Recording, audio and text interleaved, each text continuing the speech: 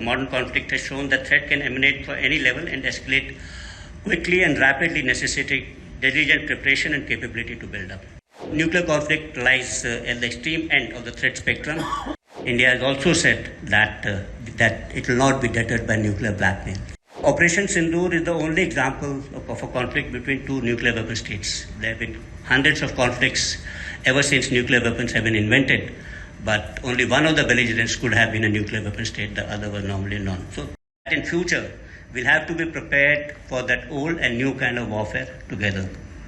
So we have this war, something which the Israelis fought the Iran in some manner for 12 days. It's a new kind of warfare, where the Russians and the Ukrainians are firing a mix of both. So we have to be prepared for both kinds of warfare. The second evolving challenge from the military perspective is to keep a high degree of operational preparedness 24/7, 365 days. Constant vigil, real-time intelligence and seamless coordination amongst different branches and agencies have become critical necessity. Again, I'll take you back to an earlier paradigm, say about 10-15 years back. There used to be a concept of warning time which was given to us. So against the northern adversary, there could be a warning time, say, of 6 months. Basically, we could figure out how the diplomatic or the political mood in that particular country is shaping up. Then, of course, they required time to mobilize. Tibet was very far away. And you had that the government will be able to give you, say, they had specified a particular time. And similarly, for a Western adversary, they may be engaged in Operation Azmaistakam towards the east. They would require to mobilize. So you would have some definite amount of time before a war could break out, and this Kurdic paradigms exactly are all gone. This is no longer true, because we were engaged in kinetic operations even before we mobilized, and we were still mobilizing. And by the time, in 4 days before we could mobilize, the operations were called off. And even could not called off in the sense because we are still at a pause. So that's how we are. The third evolving challenge in the military domain is to prepare for the entire spectrum of conflict, ranging from sub-conventional, conventional to nuclear. And this is for across the entire domain, entire front and all domains. And the modern conflict has shown that threat can emanate from any level and escalate quickly and rapidly, necessitating diligent preparation and capability to build up. In the spectrum of conflict, nuclear conflict lies at the extreme end of the threat spectrum. My understanding is that nuclear weapons are tools of deterrence and not war fighting. Of late, India has also said that it will not be deterred by nuclear blackmail. So I thought that I'll clarify a bit on this and give you my take on this. I think Operation Sindoor is the only example of a conflict between two nuclear weapon states. There have been hundreds of conflicts ever since nuclear weapons have been invented, but only one of the belligerents could have been a nuclear weapon state, the other was normally none. So Operation Sindoor, in that manner, is slightly unique in itself, and it may hold lessons not only for the subcontinent but for the entire world. Having said this, I think that in this particular conflict, we thought that there was a lot of space for conventional operations. And this, I think, is due to three fundamental reasons.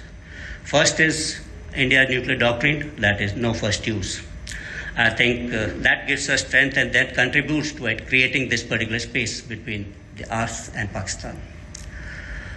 Second is the way we responded, actually. When India went to respond, we destroyed terrorist camps in response to terror attacks as part of a prevention strategy. You may call it revenge, you may call it retribution, but that ought to prevent further attacks. Pakistan escalated this particular conflict into a fully conventional kind of a domain. The escalation to a conventional domain was in the hands of Pakistan. Thus, it reduces his option to raise the threshold of this nuclear conflict. So that's another thing, that he escalated, so he can't further escalate it to the nuclear domain. And thirdly, I think there is space because there was no capture of territory involved. You must have heard this old thing that they're likely to use these tactical nuclear weapons on their own territory, and those kind of scenarios there was out. So this has led to falsification of the old standing doctrine, actually, that nuclear weapons can deter kind of conventional conflicts. I think, having said that, I think that further expansion of space in conventional operations is possible. In each ladder of that escalation, by taking it to newer domains of warfare like cyber, electromagnetic spectrum, and cognitive. So we can still expand space for conventional operations. The fourth evolving military challenge is increasing vulnerabilities to long-range vectors and long-range precision strikes. There is currently no foolproof defense mechanism against ballistic missiles, hypersonics, cruise missiles, and large-scale attack by drones or loiter ammunitions, especially when they are all used in conjunction with one another. You saturate the defenses and there's no defense. The detection, tracking, and engagement paradigm for all these three are entirely different. Even Israel, which is a very small and a compact state, so which should be able to defend itself, the air defense would be very strong, found it very difficult to defend itself against Iranian missiles. So there's an important fallout of this particular impact. What I said was, firstly, that military infrastructure that we have built, since 47 or 65 or 75, it's unfortunately very close to the border, our airfields, military cantonments, and all this. So then they are now within range of long-range artillery, missiles, and rockets, and it's true for the other side also. We have created a lot of overground infrastructure, I think, which is susceptible to damage and destruction. That's a second important fallout. And this particular challenge also has implications for civil defense. So I'll leave it at that. These are some challenges for which presently no one has a very suitable answer, not only in India but globally. It'll take time before we are able to build credible defense against such kind of threats. Currently, the only answer lies in maximizing deterrence and incorporating these vectors as hypersonics and supersonic or subsonic cruise missiles and long-range loiter ammunition into your arsenal.